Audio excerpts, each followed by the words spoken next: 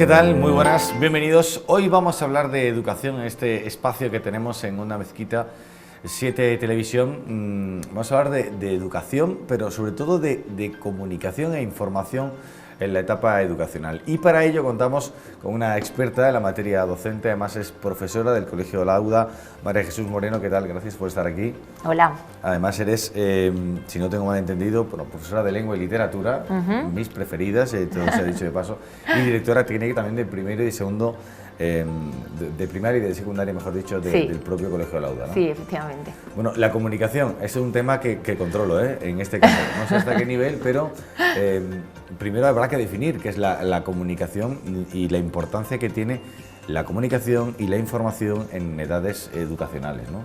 ¿Qué entendemos por comunicación y cuál es la diferencia con la información? Bueno, yo creo que esta diferencia realmente es fundamental, ¿no? Decimos actualmente que vivimos en la era de la información, recibimos información a través de diversos medios, la tecnología, por supuesto, ha contribuido en que esa información sea, bueno, yo creo que indefinida, ¿no? O sea, es que tenemos una explosión de información brutal. Pero claro, es tanta que realmente cada vez tenemos más dificultad a la hora de gestionar esa información, cuál es la válida, cuál no, cuál nos quedamos, cuál no. Y si nosotros los adultos, que recibimos muchísima información por distintas vías, desde correos electrónicos, medios de comunicación, televisión, radio y sobre todo internet, que es realmente lo que... redes sociales, todo esto, pues claro, imaginémonos niños, adolescentes, jóvenes que se ven rodeados de toda esa información y que realmente tienen que aprender a gestionarla. Entonces, realmente hay un tema interesantísimo aquí. ¿Y qué diferencia esa información de realmente la comunicación, que es algo que realmente nos preocupa? Pues yo creo que la diferencia fundamental está en el feedback, ¿no? Tú puedes lanzar muchísima información y que no sea recibida. La diferencia fundamental es que para que haya comunicación realmente tiene que haber un receptor, emisor, receptor y mensaje exactamente, que la gestione, que la asimile y que la reciba, ¿no? Para la redundancia. Y claro, eso es muy importante para los profesores, para los educadores hoy en día, que dejamos de ser un poco meros transmisores de información y tenemos quizá la difícil tarea, cada vez más difícil, ¿no? de llegar a los alumnos y de que esa comunicación sea efectiva. Y luego también en el ámbito escolar, pues bueno, con la familia, con todo lo que sería nuestra comunidad. Sé que son conceptos globales como tal y no por eso menos importantes, ni mucho menos, ¿no? Distinguiendo, ¿no? Como decimos, la información, como sería el hecho en sí, y la comunicación, el traslado de ese hecho en sí, y donde tiene que haber unos agentes, emisor, receptor y evidentemente un propio mensaje que se distribuye a través de un canal. Bueno, pues diferenciando un poco todo eso, evidentemente en la etapa educacional, cuando uno como profesor, como profesora, como docente, quiere trasladar una serie de conceptos, sé que hay secuencias por tramo de edad que hacen una diferenciación. No es lo mismo trasladar un mensaje a padres o a hijos de X años que en otras edades, ¿no? Este recorrido, ¿cómo se aborda hoy por hoy desde el ámbito de la educación? ¿Cómo lo hacéis, por ejemplo, en Alauda, a través de protocolos ya preestablecidos de alguna manera y de experiencias ya vividas? Bueno, yo creo que realmente, tanto con alumnos como con familia, al final tenemos que adaptarnos, efectivamente, como bien decía, a las edades. Y aún así, nosotros lo que tenemos siempre, desde luego, clarísimo, es que uno de los factores que son fundamentales en la enseñanza en sí, y yo creo que eso se puede trasladar a la comunicación, es que decía, por ejemplo, Aristóteles, porque también doy filosofía en bachillerato, que la enseñanza no se produce cuando se hace de cabeza a cabeza, sino de corazón a corazón. Entonces, con los alumnos más chiquititos, sobre todo, y también con la familia, al final la comunicación se hace muy efectiva siempre que interviene ahí la parte emocional, ¿no? Cuando tú a la familia le hablas con el corazón, desde el corazón, cuando ellos realmente ven que te preocupas por su hijo, realmente eso es lo que necesitan. Yo creo que esa es una clave y, por supuesto, una premisa en nuestra institución, que además, no sé si sabéis, que es un colegio en línea 1 y entonces esta cercanía y este contacto y esta atención, digamos, emocional forma parte, pues, de nuestros pilares fundamentales y que sin duda eso interviene en el proceso de comunicación, de enseñanza de comunicación con los alumnos y también con la familia. Esto obviamente se mantiene en todas las edades, pero luego con los alumnos un poquito más mayorcitos ya entra en juego el saber gestionar todo esto y combinarlo, por supuesto, porque esto siempre es importante, con toda la parte tecnológica. Es decir, nosotros tenemos que llegar a nuestros alumnos a través de las vías de las que ellos aprenden. Entonces, si ellos aprenden mediante tutoriales, ellos están todo el día con su móvil, con su tal, nosotros como profesores, como docentes, si queremos que realmente nos escuchen y que la comunicación sea efectiva, tenemos que acercarnos a esas vías. Entonces, creo que un poco es la combinación tanto de seleccionar qué queremos comunicar, cómo lo queremos comunicar y hacerlo con los medios oportunos y adecuados a cada edad, y luego siempre teniendo presente que la parte, digamos, emocional creo que es un factor súper importante para que la comunicación realmente sea efectiva. ¿Cómo influye en el método docente todos los factores externos que hoy en día invaden, ¿no?, la sociedad, ¿no? Hablamos de, por supuesto, de niveles, de cantidades de información, de comportamientos también, de hábitos. Todo esto, ¿cómo influye hoy en día? Es decir, en el contexto social en el que nos encontramos, en el que se encuentran los alumnos, en el que os encontráis los profesores, ¿todo esto cómo se capea? ¿Y de qué manera influye en el método a la hora de poder comunicar o trasladar un sistema docente propio, como por ejemplo es el vuestro, en ese desarrollo de la persona?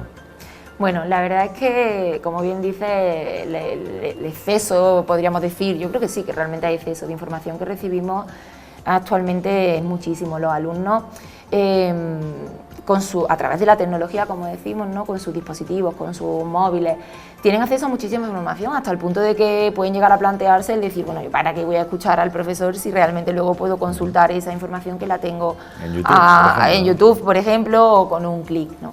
Entonces nosotros lo que tenemos clarísimo es que no podemos luchar contra eso, porque eso forma parte de la sociedad en la que vivimos todos.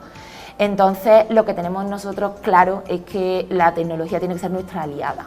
Entonces nosotros somos un centro donde los alumnos utilizan dispositivo digital, utilizan iPad en toda la primaria, secundaria y bachillerato, dispositivo móvil, y desde primero, este año incluso desde primero de primaria, porque queríamos prepararlos por si había un posible confinamiento y tal, que tuviesen ellos también esa, pero sí. Esperemos que no, pero queríamos que tuviesen esa autonomía a la hora de poder seguir las clases desde casa y tal. Entonces se ha introducido el dispositivo y, como bien te decía, lo que pretendemos es utilizar los beneficios que nos da la tecnología, toda la información que ahí viene, si ahí vienen, pues eso, explicaciones, tutoriales, vamos a aprovecharlo y vamos a educar a nuestros alumnos en una cosa que considero fundamental, y que allí entra la parte humanística que yo también represento, que es el desarrollo del pensamiento crítico. Al final tenemos que educar a nuestros alumnos para que sepan qué pueden encontrar y cómo tienen que seleccionar y cómo tienen que gestionar esa información. Entonces,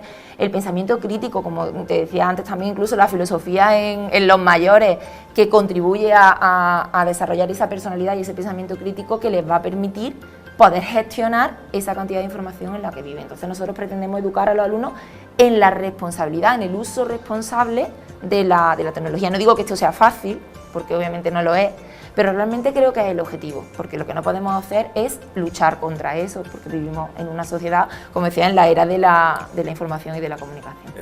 Bueno, te diría la civilización o la globalización de la información, ¿no? Porque prácticamente se tiene acceso ya a casi todo lo que ocurre en todo el territorio planetario, ¿no? Con todos esos mensajes que inundan, que pueden inundar en la mente, o que pueden inundar los dispositivos de una persona, adolescente, preadolescente, incluso ya en primaria, ¿no? Vosotros, ¿cómo desarrolláis para que ese pensamiento, ese análisis, esa comprensión lectora también, que se busca para poder acceder a ese pensamiento más crítico, cómo accionáis el mecanismo para que la persona pueda saber cribar, ¿no?, esos contenidos desde edades ya tempranas?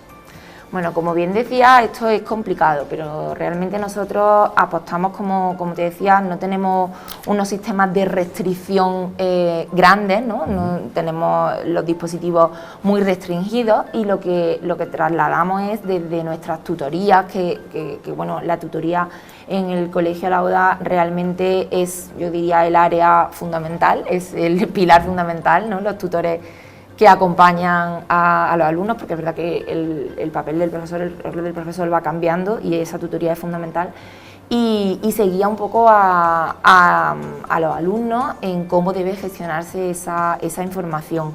Realmente nosotros la utilizamos, se la organizamos, utilizamos plataformas, herramientas que nos permiten organizar la información a la que ellos tienen que acceder, a la que no tienen que acceder, porque por supuesto sí que hay un control de los dispositivos, de lo que ven y no ven. Y luego trabajamos, como te decía, a través de la tutoría y a través de otras áreas con programas que trabajan, pues eso, desde PNL. Hay un programa que se ha trabajado durante muchísimos años, que era también el de filosofía para niños, y al final es un poco eso, ¿no? El fomentar lectura, debate, mucha asamblea, debates con los alumnos, a través de los cuales vamos desarrollando ese pensamiento crítico. Muchas veces con los más chiquitos ellos ni siquiera son conscientes, no simplemente mediante conversaciones, juegos, pero para que ellos vayan aprendiendo. Ya te digo que además esto es muy paulatino, ¿no? Es decir, los primeros cursos pues tienen un acceso limitado, más limitado a la información, y luego ya los alumnos mayores pues son los que realmente, que sí que a la hora de hacer un trabajo y todo esto, ¿no? Muchas veces tienen toda la información del mundo, y a veces los trabajos no mejoran en su calidad. ¿Por qué? Pues porque se dedican a copiar y pegar. Exactamente, veces, ¿no? Al final cogemos lo primero que encontramos, y ahí es donde está nuestra labor, realmente, ¿no? El decir, no todo vale, toda esta fake news y todo esto que escuchamos tanto ahora, ¿no? No todo tiene la misma validez. Y como decía, pues orientándolos, aconsejándolos, acompañándolos en el proceso de aprendizaje, pues vamos guiando a esos alumnos pues, sobre cómo tiene que hacerse esa labor, qué seleccionar, qué no, qué fuentes son las válidas, qué no, cuáles no. Nos quedan aproximadamente unos 2 minutos para cerrar este capítulo de educación que tenemos hoy, pero sí que me gustaría preguntarte de manera directa cómo ha incidido la pandemia, evidentemente, en el método educativo, pero también cómo ha incidido en este contexto que hablamos de comunicación e información, y si ha sido además el sobreplus que han tenido, que reciben los alumnos, en tanto en cuanto, bueno, pues antes a lo mejor le dedicamos un tiempo y ahora le han dedicado mucho más por tenerlo precisamente a esas noticias, a esas informaciones de las que hablamos, ¿no? ¿Cómo ha cambiado un poco la vida el COVID también en este sentido? Sí, bueno, la verdad que el tema de la pandemia, bueno, ha hecho que además muchas tecnologías y el aprendizaje también por vía digital, pues se haya incrementado en muchísimos aspectos, ¿no?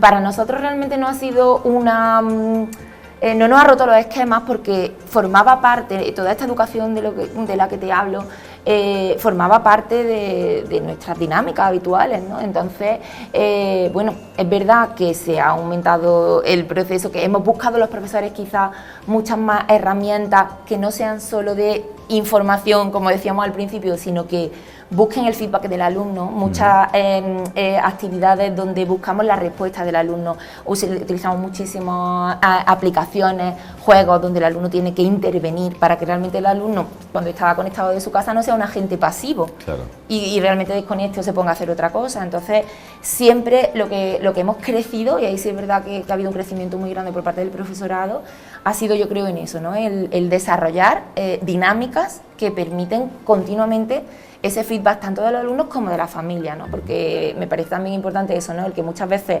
se traslada mucha información en un centro educativo a la familia, y a veces la familia, si nos pasamos, si nos excedemos en eso, llega un momento que no le hago caso a tanto correo, y hemos intentado también optimizar eso y establecer dinámicas con las familias también en las que les pedíamos el feedback, ¿no? Con formularios. Y de esa manera yo creo que, aunque no nos hayamos visto presencialmente, sí, pero habéis generado esa interactuación, ¿no? Efectivamente, hemos intentado mantener, dentro de las limitaciones obviamente existentes, pero manteniendo realmente una comunicación efectiva. María Jesús Moreno, ha sido un placer tenerte con nosotros hoy en este espacio de educación. No creo que sea la última vez que hablemos, porque también te volveremos a pedir consejo más adelante para tratar otras temáticas. Gracias por estar aquí del Colegio Alauda, María Jesús, y bueno, hasta la próxima. Muchas gracias, el placer ha sido mío. Gracias. Pues así cerramos este capítulo, como decimos, esta secuencia de educación que hemos tratado en estos minutos en Una Mezquita 7 Televisión. Les agradecemos que hayan estado ahí, confiamos en que hayan también recibido toda esta información divulgativa importante para, bueno, pues para conocer también otros métodos también y otras realidades que se contextualizan en el ámbito educativo. Gracias por estar ahí, como decimos. Procuren ser felices. Adiós.